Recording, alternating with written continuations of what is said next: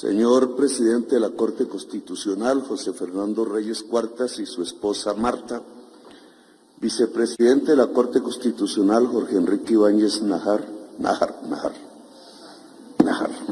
y su esposa Ileana, directora y funcionario del Gobierno Nacional, defensora del pueblo Iris Marín Ortiz, gobernador del Departamento de Caldas, Henry Gutiérrez Ángel, alcalde de la ciudad de Manizales, Jorge Eduardo Rojas Giraldo, señoras y señores vicepresidentes, magistrados, exmagistrados, jueces, funcionarios de la Alta Corte Constitucional y de las Altas Cortes y sus distinguidas esposas, conferencistas y panelistas, expertos nacionales e internacionales que participan en el 19º Conservatorio de la Jurisdicción Constitucional, rectores, investigadores, decanos, docentes, alumnos y representantes de las diferentes instituciones educativas presentes, mandos regionales de las Fuerzas Militares y de Policía Nacional, medios de comunicación y en general a todas y todos quienes nos acompañan en el día de hoy. El tema de la crisis o el colapso climático que ha sido tocado en estas sesiones de trabajo, conferencias, paneles, etcétera, y que viene siendo el centro de una discusión mundial desde hace varios años para acá, cada vez más intensa. Prácticamente es el principal eje de discusión mundial fuera de las guerras. Y en mi opinión, el principal problema de la humanidad en este momento, del que se derivan los demás. En la reunión de Davos de hace 2 años, donde me invitaron,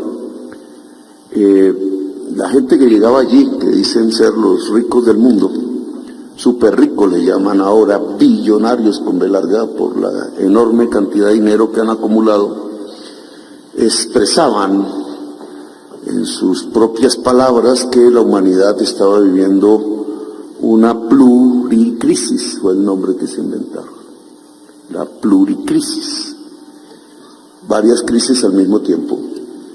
Recién pasábamos el COVID, la enfermedad, existía en ese momento, como lo sufrimos aquí en Colombia, una escasez alimentaria que llevó a un crecimiento del hambre en todo el mundo por el precio de los insumos y de los alimentos mismos a escala mundial. Originó la inflación en Colombia, en el traspaso del gobierno.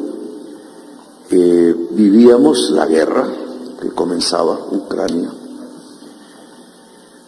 Vivíamos el colapso climático, lo vivimos aún, lo colocaban como una más de las crisis.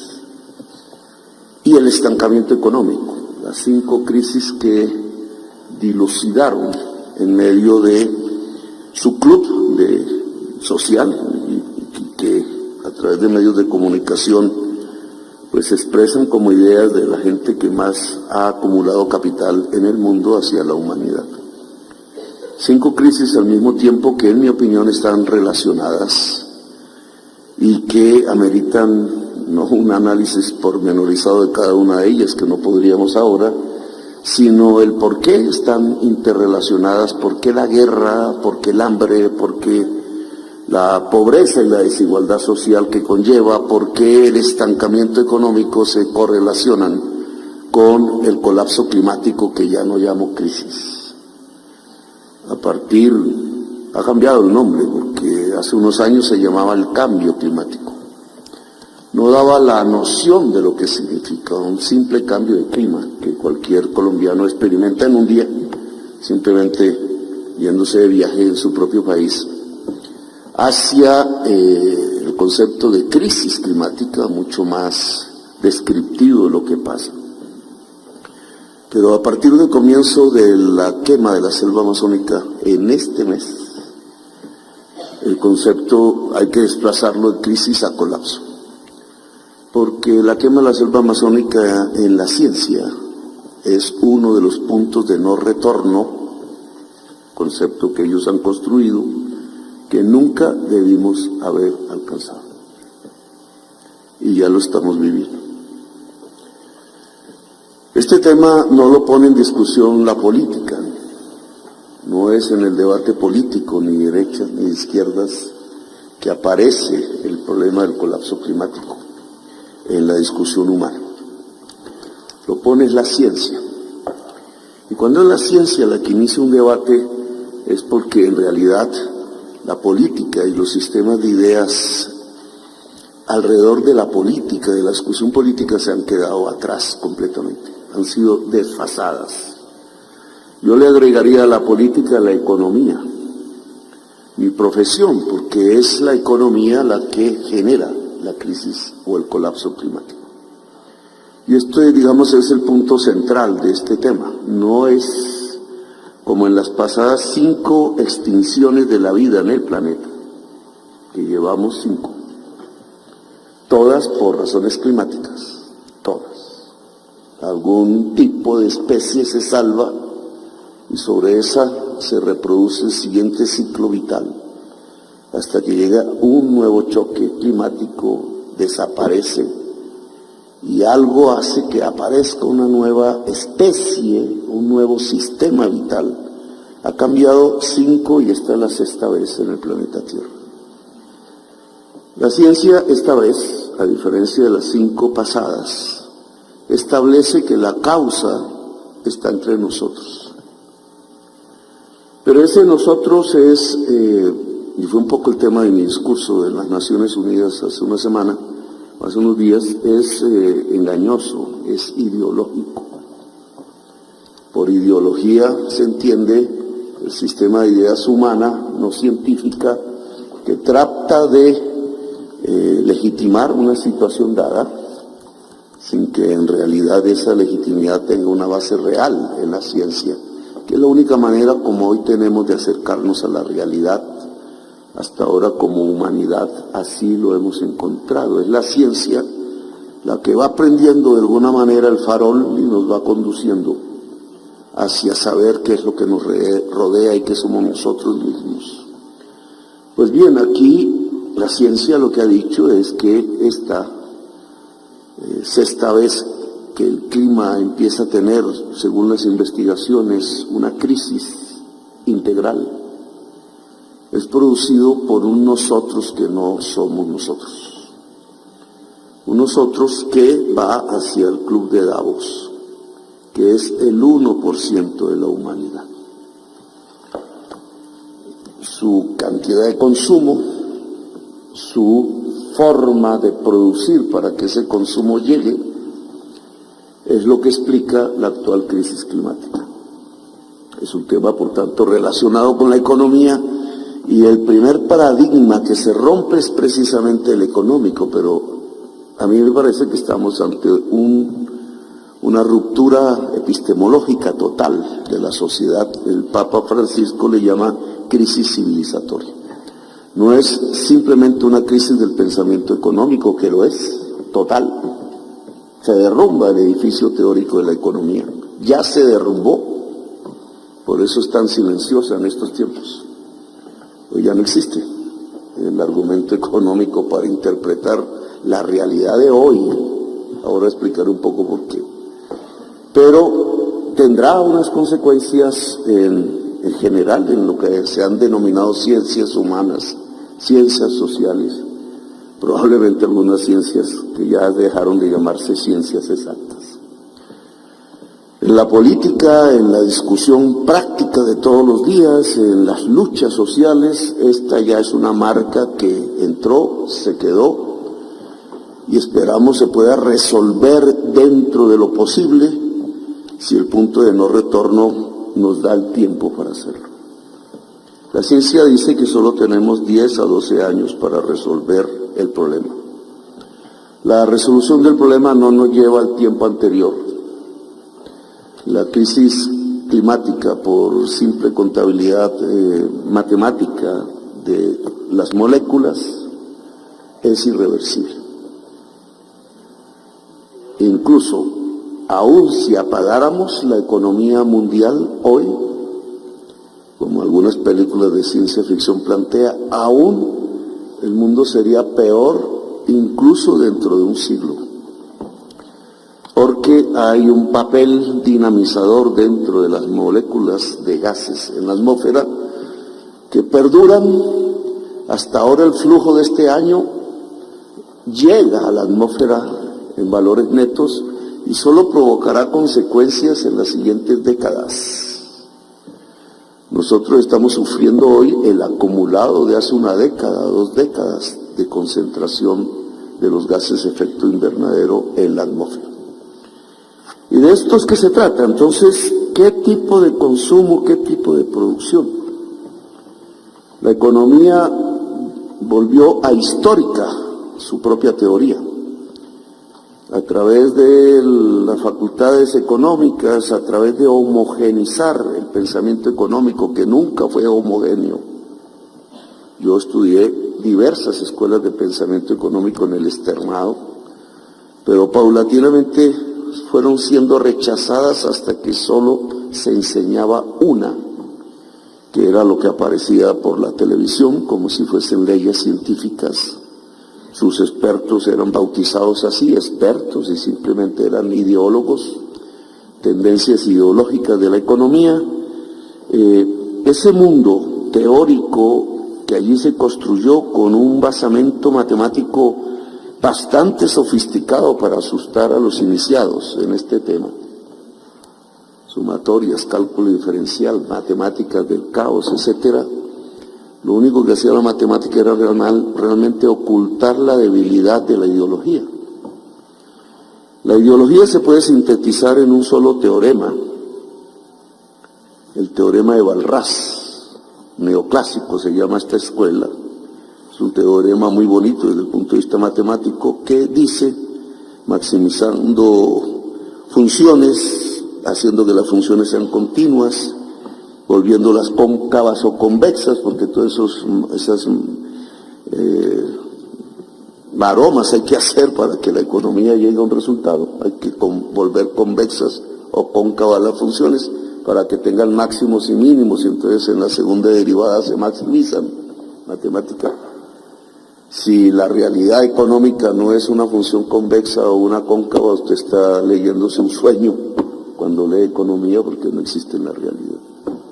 Y es más o menos lo que hemos creído, en una fantasía que no existe en la realidad. El teorema de Walras dice, si se deja libre el mercado, este fluirá de tal manera que se maximizan las funciones de bienestar individual y colectivo. Punto. Claro, hay que hablar de funciones de bienestar. Para hablar de una función de bienestar social hay que hacer una sumatoria de funciones de bienestar individual. ¿Cómo matemáticamente se mide el bienestar de un individuo? Entonces los economistas neoclásicos inventaron las curvas de indiferencia de las selecciones diversas de un ser humano al que tienen que colocarle como presupuesto que es racional. Entonces cabe una pregunta hacia la psicología. ¿Qué es lo racional de un individuo? Y tienen que colocarle como condición la plena información, etcétera, etcétera, para que el modelo matemático resulte en una matemática que dice que se maximiza, segunda derivada igualada a 0, la función de bienestar de un individuo y por tanto la sumatoria de igual 0 hasta n igual toda la población de un conjunto social. Eso lo hemos creído durante los últimos 50 años. La lucha política de todas las naciones del mundo, desde 1990 para acá, los proyectos de política pública, muchos convertidos en leyes, nuestra propia idea interpretada por algunos juristas de la Constitución, etcétera, en Colombia, pero no solo en Colombia, en todo el mundo, prácticamente, se han construido sobre este teorema. Si dejamos el mercado actuar libremente, fluirá de tal manera que las funciones individuales de bienestar y la colectiva social se maximizan. Eso es así en la realidad. Pues lo que ha hecho la ciencia alrededor de la interpretación de la crisis o colapso climático es demostrar que esto es falso. Los economistas no hemos dicho, yo no lo he dicho, pero no hemos dicho en general, sino mentiras.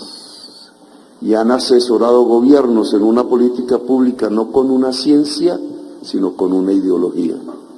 Y la ideología tiene que ver con algo que ya Aristóteles hace milenios había denunciado en sus escritos alrededor de la economía, porque la palabra se la inventó él, o casi se la inventa él, y es que existen dos clases de economía. Una a la que hay que llamar crematística, ese fue el nombre que le puso, que no es más sino la ideología de los negociantes, sirve para comerciar, y la otra que es cómo producir cosas para la vida buena de la humanidad, es lo que llamó él economía. Hoy tenemos 100% crematística y 0% economía. Y esa ha sido la forma de construcción de la política económica en el mundo. Y eso fue lo que detectaron los señores del Club de Davos cuando dijeron: ¿cuál maximización del bienestar? Estamos viviendo una policrisis, una crisis integral de la sociedad. Ahora, ¿a qué se debe? Si yo me escapo de esta cárcel teórica del neoclasicismo económico y vuelvo a mis semestres de universidad y estudio economía política, olvidada, encuentro las causas. Podría articular incluso una teoría de la economía política con la actual realidad y explicarla mucho mejor que lo que hace la teoría dominante de la economía. Por ejemplo, en aquel entonces se decía que en la historia había diversas formas de producir, que el modo de producción es histórico, tiene un inicio y tiene un final, no es eterno, y que en la historia se puede, investigando históricamente, encontrar en cada formación social concreta inicios y finales de modos de producción diversos, que han coexistido a veces y que no. Para no hablar de muchos del pasado, hoy estamos bajo uno: el modo de producción del capital. Nació a mediados del siglo XV, por ahí, XVI, y hoy es el dominante en todo el planeta Tierra, prácticamente el 100% de la superficie terrenal, si consideramos que China es capitalista, que es una discusión. El modo de producción capitalista, ¿qué regla sigue? ¿Por qué no estudiar el capitalismo como se estudia un animal, como se estudia un fenómeno físico, como se estudian los planetas, como se estudia una célula, bajo una idea científica, descubrir sus leyes, encontrarlas, las fundamentales al menos? Esa fue el objetivo de la economía en el siglo XIX. Y allí se dieron unas interpretaciones a las que se les denomina economía política. Es la escuela clásica de la economía, olvidada hoy. Y si yo retorno ahí a algunos de ellos, puedo encontrar una serie de tesis que me pueden ayudar a explicar el presente. Por ejemplo, el capital es un modo de producir mercancías, no producen nada más que mercancías para vender, obviamente, frase perogrullo, toda mercancía se vende o se intenta vender para ganar más. El móvil es la ganancia. La ganancia, ¿de dónde surge? Discusión de corrientes económicas. Unos dirán del capital, otros dirán de los trabajadores y de su trabajo, que simplemente en una porción se enajena y va a parar al dueño de los medios de producción. Esa fue la gran discusión del siglo XX, no más. No hace mucho.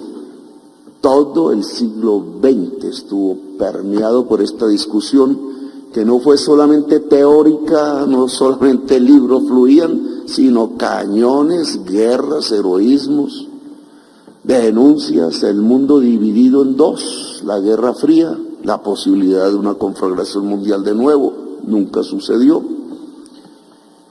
Todo todo lo que hemos vivido hasta el año 1990, más o menos. La mayoría de aquí creo que vivimos esa época. Esa discusión no solamente teórica, sino una lucha social, política y militar que dividió a la humanidad, lo que nos mostró es que sí, había un modo de producir que se rige alrededor de la ganancia y quisieron construir un modo alterno que se rige a partir de la propiedad estatal de los medios de producción. El segundo cayó primero que el primero. El segundo no sobrevivió el siglo XX. El primero es el que hoy nos rige. Fukuyama dijo, cuando cayó el segundo, que se había acabado prácticamente la historia, porque pasábamos a un estadio de la humanidad en donde el conflicto iba a desaparecer y donde la libertad del mercado iba a garantizar el progreso, es decir, el teorema de Walras. Eso hoy, pues no es cierto.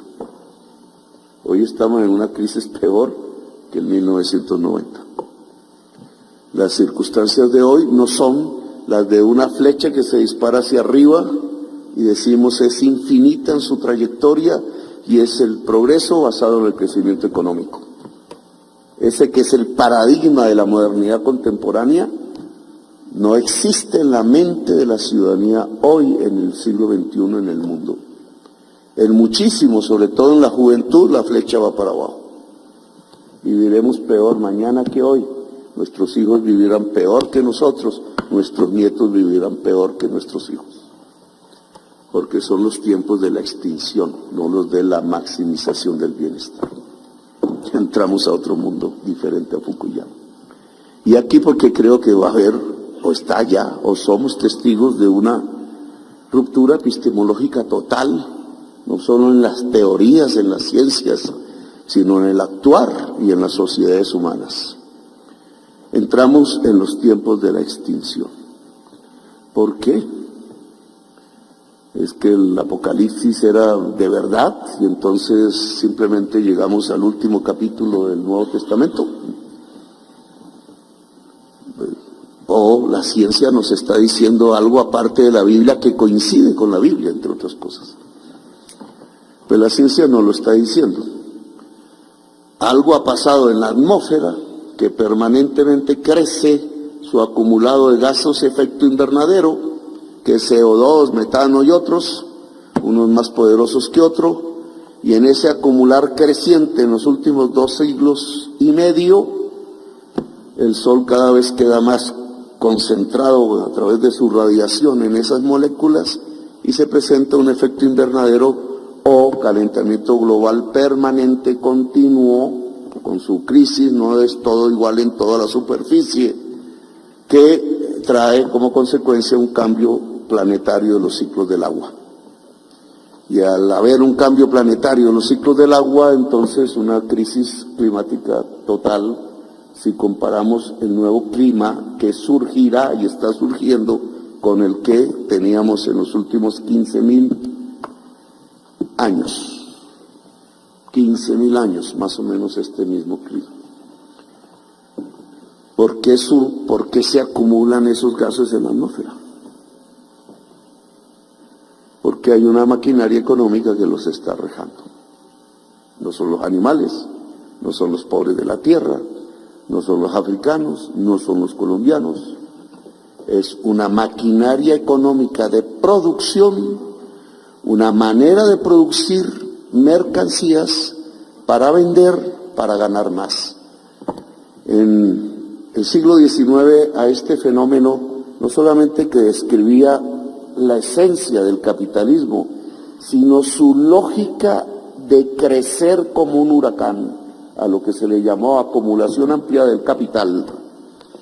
Cada vez crecerá más la reproducción ampliada del capital, cada vez contratará más trabajadores, cada vez innovará más en las máquinas para ser más productivos en los trabajadores, para producir más mercancías por unidad de tiempo, para venderlas y ganar más y acumular en la ganancia, a pesar de que esa ganancia se redistribuye. Acumular, ese es el capital. la acumulación para producir más en el siguiente ciclo, como un huracán que se va expandiendo. Bueno, esa máquina, esa maquinaria, llamémosla como la llamemos, hace 2 siglos y medio, cuando empieza a calentarse la atmósfera, la superficie, es la máquina de Watts. Es cuando comienza la revolución industrial. Y la máquina de Watts no es simplemente una máquina de vapor de agua, sino para que tenga vapor de agua tiene que tener un calentador, motor de combustión, y ese calentador energético es el carbón. Y aquí está la respuesta. Eso ya lo habían descubierto varios físicos y químicos en el siglo XIX, incluso el que inventó el premio Nobel, Arrhenius, el sueco, ya había llegado a esas conclusiones. Ya la física cinética había hablado de los gases diferentes y de que unos concentran más el color que otro. Y otros ya habían dicho que se está acumulando en la atmósfera, y otros ya habían dicho que se acumula en la atmósfera por el ser humano. Es decir, en el siglo XIX estuvimos cerca, ni Marx encontró a estos físicos y químicos, ni estos físicos y químicos encontraron a los economistas políticos. Hubo un divorcio entre las dos corrientes teóricas que se proclamaban científicas, pero un corredor de caminos como Alexander von Humboldt antes ya lo había dicho. Hay gases que calientan la atmósfera si el ser humano puede incrementar la cantidad de esos gases. Alexander von Humboldt. No se dijo en el 19, no se dijo en el 20, solo apareció esta tesis en 1965 y se escondió porque una petrolera la encontró. Encontró la matemática de la crisis climática y escondió los hechos porque no le convenían. Y solo hasta el 85 un periodista lo sacó por el New York Times y a partir de ahí hablamos cada vez más de este tema. Si el capital arroja los desechos de su energía, y eso se llama CO2 equivalente, y acumula cada vez más en la atmósfera, ¿qué va a pasar con la humanidad? Esa es la pregunta de hoy. ¿Qué pasa con el capital? Esa es la discusión política de hoy. Si la acumulación de capital es un huracán que crece, como un reflejo va a producir en la atmósfera un acumulado cada vez mayor de CO2. Y un acumulado cada vez mayor de CO2 implica el colapso climático. Y el colapso climático implica la 6ª extinción. Es decir, nosotros también. No lo dice Petro, no lo dice la política. La política calla esta discusión. Por eso es tan horrible la COP y las reuniones de Naciones Unidas. Lo dice la ciencia, el panel de expertos de Naciones Unidas. 6ª extinción, los tiempos de la extinción comenzaron ya. Hace 2 años decían que teníamos 12 años para tomar las medidas antes del punto de no retorno. Creo que la quema de la selva amazónica es el punto inicial de no retorno. Es decir, que el tiempo se agotó. No es un tiempo de 1000 años, es una forma de construir en la realidad la película No mires al cielo, no mires arriba, que creo que la hemos visto. No mires arriba, solo que no viene un meteorito, el meteorito está entre nosotros y está creciendo. No mires arriba, no son 1000 años, no son 500. Preguntado el físico Stephen Hawking, antes de conocerse muchas de las conclusiones del panel de expertos, dijo, hay 2 temas que pueden acabar la humanidad en el planeta. Pongo 200 años, fue su horizonte. 2 siglos. 1, la primera, la inteligencia artificial. 2, la crisis climática. Ahora inteligencia artificial está ligada a crisis climática. Casi que se vuelven sinónimos. que Stephen Hawking no había encontrado esa articulación cuando mencionó esto ante una periodista que le preguntó, ¿por qué la inteligencia artificial? Paréntesis, porque puede disolver la división entre realidad y fantasía en cualquier ser humano, la peor droga consumida en la humanidad, de manera permanente. Porque, este ya es invento de nosotros los economistas, porque va a echar a toda la gente que trabaja rutinariamente de sus puestos. Eso lo hace ya una máquina. ¿Cuántos son los que trabajan rutinariamente en el mundo? Si estas dos tendencias de la inteligencia artificial marchan en la libertad del mercado, teoría de Walras, pues no podremos diferenciar la realidad de la fantasía. Ya tenemos ejemplos, ¿cierto? El señor Trump dice, cogiendo ahí un video de un señor que grabó a un haitiano, un migrante, junto a un perro muerto en la calle, entonces empiezan a decir que el migrante se está comiendo el perro por hambre. Y Trump, en un debate de esos de presidenciales, a los que yo estaba acostumbrado ya, pero no volveré, dice, se van a comer los perros y los gatos y los animales de nuestra ciudadanía, los migrantes. Y pum, en Springfield, que vuelve a la realidad, entonces los señores blancosarios de allí van y cogen a los haitianos a golpes, palos, etc. Había pasado antes en Inglaterra con una niña que mató a alguien, que era un anglosajón, y le echaron la culpa a los migrantes musulmanes y casi estalla una guerra religiosa.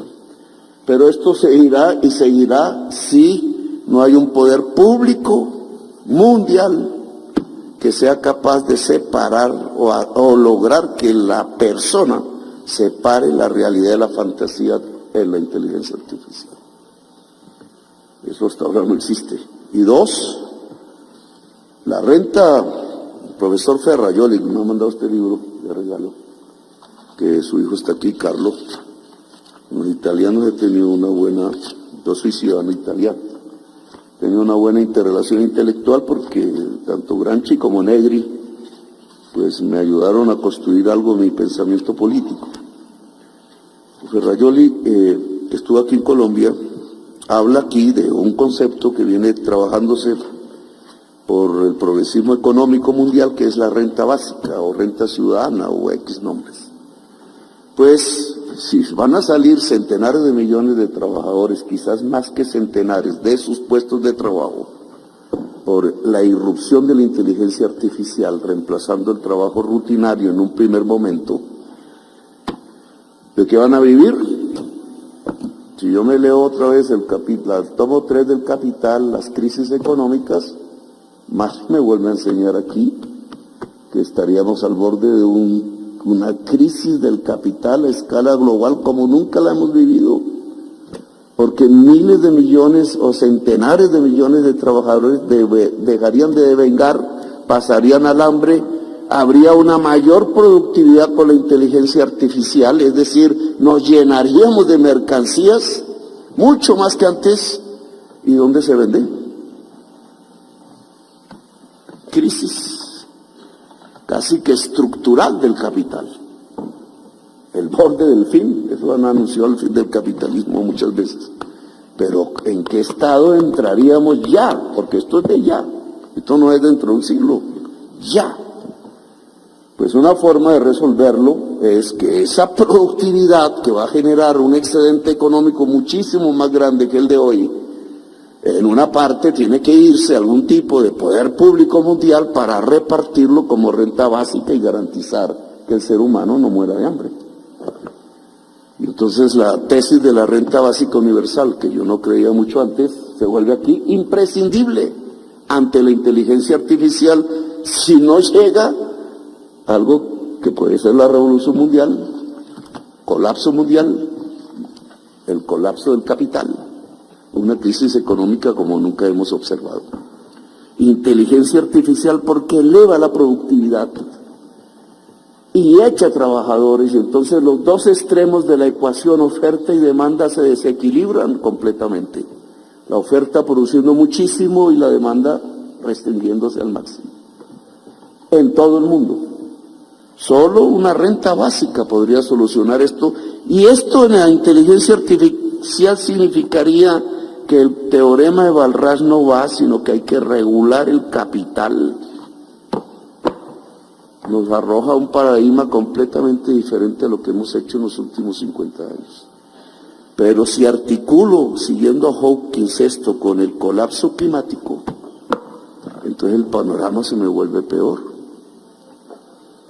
Porque incremento de la productividad, sí. Es decir, más mercancías a la venta, sí. En todo el mundo, sí. ¿Con qué energía?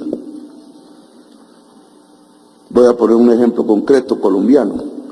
Hablando con Emiratos Árabes Unidos, se nos ocurrió que podemos hacer un pacto con Microsoft y hacer de Barranquilla el centro nodal de la inteligencia artificial en América Latina.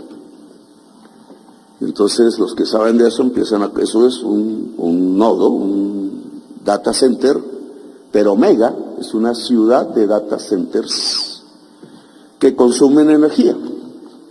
¿Cuánta energía? Le pregunté al señor de los Emiratos Árabes Unidos. Me dijo, en el máximo, porque es modular, puede ir creciendo modularmente, de acuerdo a la demanda de productos de inteligencia artificial en América Latina o en el mundo, me dice 20 gigas.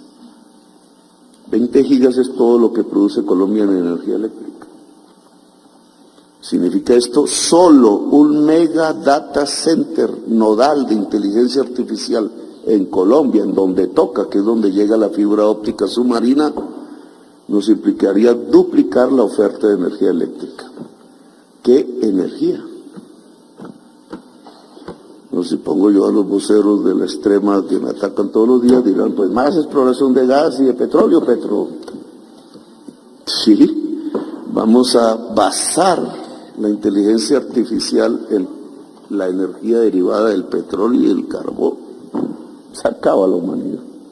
Los 200 años de Stephen Hawking se vuelven 50. Y este es el problema de poner a Stephen Hawking en la realidad de hoy, que él no alcanzó a vivir, murió antes. La captó perfectamente, pero con un optimismo relativo en los tiempos. Los tiempos son los tiempos de la política. Si esto no son 200 años, sino 50, si llegamos al punto de no retorno, ¿qué? ¿Qué? Si aún no hemos llegado al punto de no retorno, nos quedan 4 o 5 años para tomar decisiones. ¿Por qué? Porque es un cálculo matemático, simple. ¿Cuántas moléculas arrojas a la atmósfera? ¿Cuánto te producen de calor en la Tierra? Eso puede hacerlo cualquier científico versado en este tema. Y ese calor, ¿qué produce? Ahí donde ya no cualquier científico empieza a fallar. Entonces nosotros podemos saber cuánto a través del crecimiento económico vamos a extrapolar a la atmósfera. Podemos saber eso en qué escenarios de crecimiento de temperatura general de la superficie de la Tierra puede llegar. Decían que no pasáramos de 2, ya pasamos de 1 y estamos llegando a 1.5 que creían que íbamos a llegar a fin de siglo, 1.5, por encima del promedio de la revolución industrial. ¿Qué pasa si pasa de 2? ¿Qué pasa si es 2? ¿Qué pasa si es 1.5? ¿Y qué pasa si es 4? Etcétera, etcétera, etcétera. Solo hay unos modelos inmensos en computador que simulan las variaciones actuales que tenemos, económicas, climáticas, en los páramos, en los mares, la capacidad de absorción del gas carbónico del océano, las corrientes del océano, la cantidad de hielo que se puede ir derritiendo de Groenlandia, de la Antártida, la capacidad de absorción de la selva amazónica, el permafrost de Siberia y punto. Y con ese tipo de variables, manejando un modelo de decenas de variables diferentes, meten los escenarios diferentes de temperaturas. ¿Y qué les da? Colapso de la vida. Si pasamos de 2, es el colapso de la vida, dice la ciencia. Estamos en 1 punto y pico, y aceleramos, no estamos desacelerando, estamos acelerando. Es más, estamos perdiendo el tiempo en las guerras. Entonces estamos al borde de un precipicio civilizatorio que nuestra juventud empieza a tramitar, por ejemplo, negándose a tener más hijos. Por ejemplo, en los Estados Unidos consumiendo una droga que no conocíamos en Colombia, y ojalá no conozcamos, que se llama fentanilo, que ya reemplazó una parte de la cocaína colombiana. Fentanilo que es, bueno, ya sale por la prensa, es muchísimas veces más adictivo que la heroína y muchísimo más destructivo, te mata. Se le olvida al ser humano respirar en medio del trance y muere. Y son 100.000 muertos en Estados Unidos, la droga de la extinción, la llamo yo, en sociedades aisladas. Si comenzamos a vivir los tiempos de la extinción, entonces, ¿cuál es el paradigma jurídico? ¿Cuál es el paradigma político? ¿Cuál es el paradigma económico? ¿Hacia dónde vamos? ¿Cuál es la cultura o la anticultura de la extinción? Pues esto nada está escrito. Y en mi opinión, lo único que tenemos que hacer como humanidad es reaccionar ya. No es en 10 años, no es cuando acabe el periodo y empieza otro periodo, no son los tiempos políticos tradicionales. Estamos ante otras coordenadas diferentes.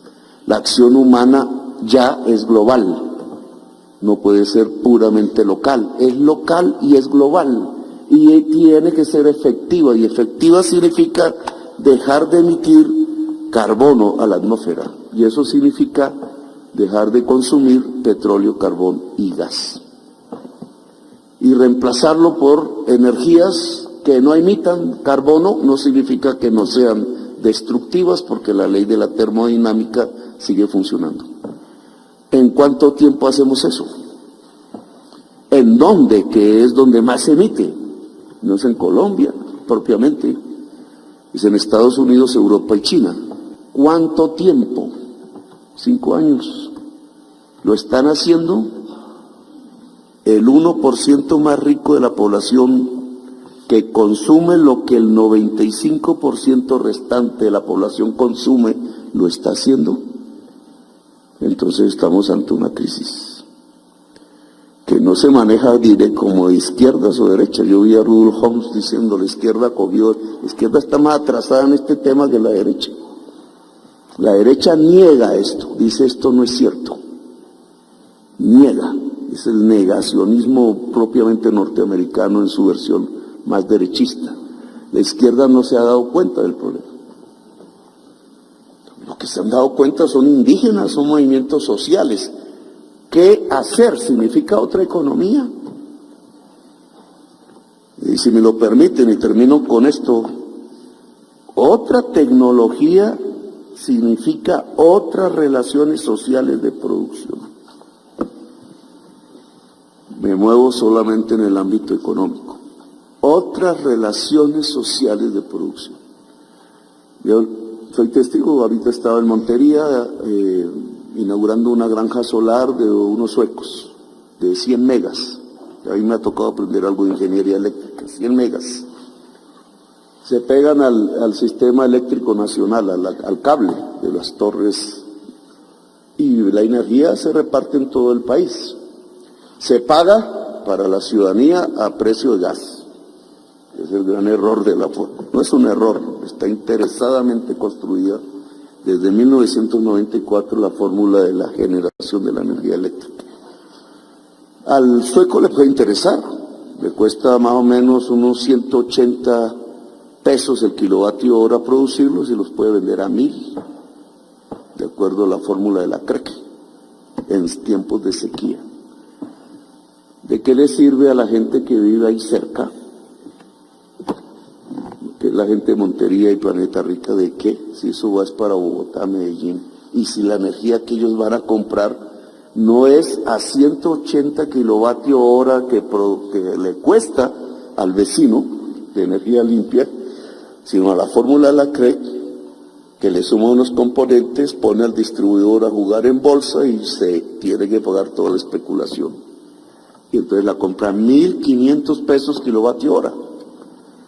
Mientras las relaciones sociales de generación, de producción de energía, sean de esto, que no fueron pensadas para las energías limpias, sean así, entonces teniendo el sol cayendo sobre la casa y sobre la cabeza y cerca del municipio para poner una granja solar que le daría energía barata a todos los habitantes de Montería, nuestras relaciones de producción vía normas llevan esa energía a ser distribuida nacionalmente y se vende al final al mismo usuario en Montería a 1.500 pesos kilovatio hora. Estamos en dos mundos diferentes. Un mundo de normas hechas para el libre mercado. O sea, para la falsa idea que así íbamos a alcanzar la maximización del bienestar. Hoy sabemos que es carreta. Ojo, unas nuevas normas, lo pongo como un ejemplo, unas nuevas normas que mirando en qué consiste esa tecnología, que cualquiera de nosotros puede usar, cualquiera de nosotros puede ser un generador de energía eléctrica, entonces lo lleve a esa realidad y cambia las relaciones de producción de la energía eléctrica en Colombia. Cualquier ciudadano, cualquier municipio puede generar su energía eléctrica y consumirla de manera muy barata sin ensuciar el planeta. Pues un ejemplo apenas del recién vivido hoy en Montería. Pero si esto lo explayamos a toda la inteligencia artificial, a toda la necesidad de mitigación, que no es el caso de Colombia, aunque hay que hacerlo, es decir, de no emitir CO2, y de adaptación, que sí es el caso de Colombia, porque las consecuencias las recibimos. El hospital naval en Cartagena, junto a Boca Grande, se está cayendo así. La naval lo sabe, que yo les he dicho que lo cuenten, porque el nivel del mar ha crecido y el nivel freático del mar crece debajo y se llevó ¿cómo se llaman? Los pilares, los cimientos. Eso está pasando en toda Boca Grande. Eso está pasando en todas las ciudades costeras, empezando por Miami. Esto es de lo que más se habla, pero no es lo único. Ya está aquí el colapso climático. ¿Cuántas familias hay que llevar de Cartagena hacia un lugar más seguro? Son 20.000 familias. ¿Con qué dinero se va a financiar eso? Solo en Cartagena. Y si hablamos de Tumaco y si hablamos de Buenaventura, ¿y qué pasa en la ciudad de Bogotá? El alcalde dice, imitando a Mocus, que disminuir el consumo per cápita. Cuando ese caso sucedió con Mocus era un caso coyuntural, un túnel que se dañó, que se podía arreglar en un tiempo. Este es un problema estructural. Los ríos voladores que generaba la selva amazónica y que llegaban hasta los páramos, y ahí se volvía agua líquida por las maticas, y ese era el agua que nos tomábamos en Bogotá, pues ya no están. Ya no están, ¿por qué? Porque primero, ante la ausencia de una reforma agraria, el campesinado fue corriendo la selva, la cordillera oriental hacia el Orinoco, porque después la selva se comenzó a quemar ella misma, porque después los páramos suben al doble del promedio de la superficie de temperatura terrestre. Entonces, si ha subido 1.5, allá sube 3, por la altitud, por razones científicas. Si sube 3, ¿qué pasa con las maticas que volvían el vapor líquido? Pierden capacidad biológica, como han estudiado los científicos, y entonces, ante un proceso de expansión urbanística en la sabana de Bogotá, colapso, estrés hídrico, hay que racionar el agua, y va para peor, porque en marzo es peor. Ahora va a empezar a llover un poquito, otra vez sube el embalse, pero ya no sube a los niveles de antes. Entonces, cuando venga la nueva temporada de sequía, ¡buah!, se desploma, con la posibilidad de que llegue a cero. Y la verdad, en el mundo no hay una sola experiencia que nos diga qué se hace con una ciudad del tamaño de Bogotá que llegue a cero en su posibilidad de agua potable. No sabemos. Y esas son las consecuencias que ya estamos viviendo. Y no es que van a mejorar, es aquí el problema, sino que si no nos movemos políticamente ya y rápido en el planeta, imagínense lo que yo estoy diciendo, nos queda difícil en la ciudad, ahora en el planeta, pues la flecha, como piensa la juventud, va hacia abajo, la extinción. Y la extinción es la extinción. Que lo que dicen los científicos es que va a ser sobre todo a través de los virus, de lo invisible de la cadena de la vida, porque la vida está encadenada, y ahí en su parte invisible es donde empieza el fallo, que se lleva al resto de la chaqueta y del hilado del tejido de la vida en el planeta. Como nosotros no somos gente para dejarnos extinguir, ni creo que eso va a suceder realmente, lo que va a suceder es una tensión inmensa. No puedo describirla. Yo creo que Gaza es el comienzo. Gaza no es una pelea entre religiones, no es una pelea histórica de la Biblia, así se la lean algunos así. Incluso no arranca con el 48, cuando ponen a los judíos europeos en esa tierra que estaba habitada por los palestinos y por judíos palestinos. Jesús fue un judío palestino. No, es de ahora, ese es un conflicto de ahora. Es la decisión de arrasar un pueblo con bombas y ver si la tecnología puede destruir una comunidad civil, que obviamente lo puede hacer. ¿Y cuáles son las reacciones de la gente? ¿Y qué países se oponen y cuáles no? Y si hay instituciones que lo impidan, hay un poder público en el mundo que impida o deja hacer. Y si la humanidad deja hacer, entonces no es la primera, o es simplemente la primera. Después siguen más gases. Es una forma de control no democrático sobre la humanidad. La democracia es un proyecto moribundo si no somos capaces de solucionar el problema de la extinción humana. Y si la democracia es un proyecto moribundo, lo que viene es la barbarie. Igual que yo le he llamado a eso en mi libro 1933 global. Es el ascenso de Hitler, pero no en Alemania, sino en el mundo. Y entonces la juridicidad, lo construido, la civilización, etcétera, pues es lo mismo que Roma.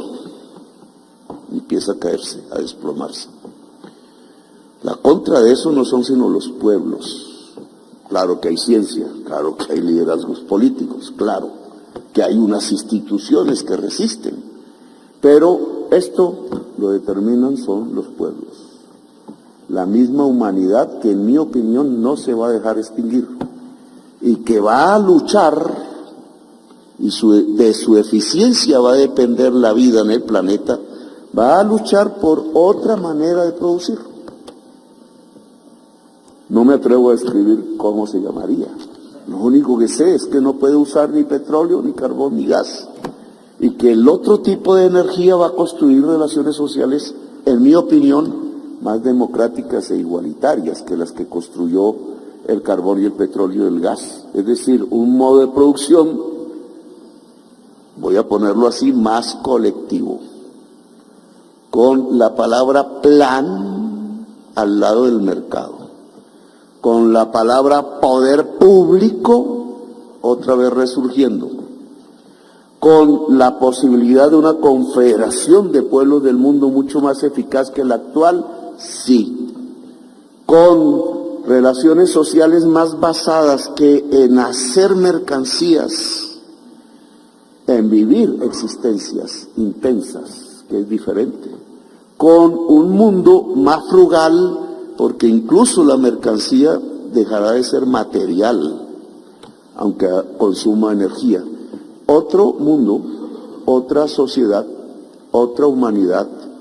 Esta es simplemente el final de una época, espero yo, el inicio de otra, y su discusión en los basamentos jurídicos.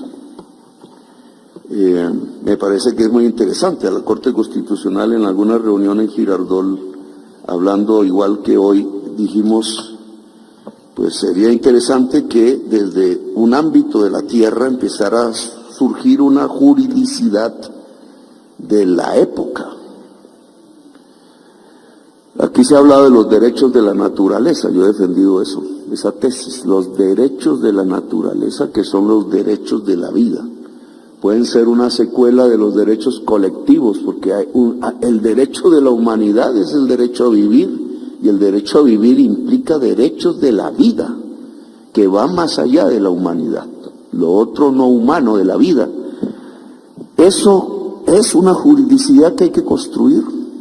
No está escrita, no está en el Estado liberal, Estado de Derecho, no está en los tesis del Estado socialdemócrata o Estado social de Derecho, está por construirse la nueva juridicidad que permita que la humanidad sobreviva en el planeta. Me parece que es si yo fuese abogado, me interesaría mucho entrar en esa construcción conceptual del nuevo derecho frente a la extinción humana, el colapso climático, la inteligencia artificial y la preservación de la vida en el planeta. Gracias, muy amables por haberme escuchado.